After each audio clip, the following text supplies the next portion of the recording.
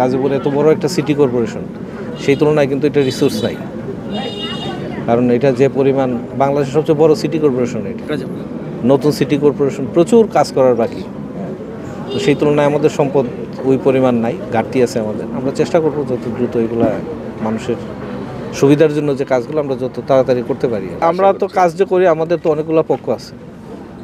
City corporation একটা পক্ষ, যারা কাজ করে ঠিকাদার তারা একটা পক্ষ।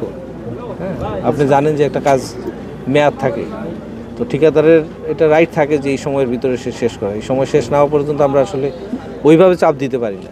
তো আমরা চেষ্টা করি সবসময় যাতে ইয়া হয়। তো আমরা এটা খোঁজ নিব যে এটা যাতে একটু কাজটা করা যায়। কারণ এই ক্ষেত্রে আপনারা যারা এখানে আছেন লোকাল ঠিকাদার, আমার ধারণা লোকাল, জি স্যার, আপনারা স্থানীয়ভাবে একটু প্রেশার তৈরি করেন।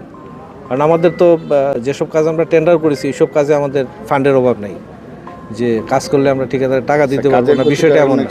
আমাদের যেসব আমরা টেন্ডার করেছি এগুলোর একটারও ফান্ডের কোনো সমস্যা নেই। যদি সেই কথা বলে ওরা ধরে নিয়ে চলে যাবেন অফিসে, ওগুলো আপনি দেখাই দেন যে কোথায় আমরা ফান্ডের অভাব। Thank you sir.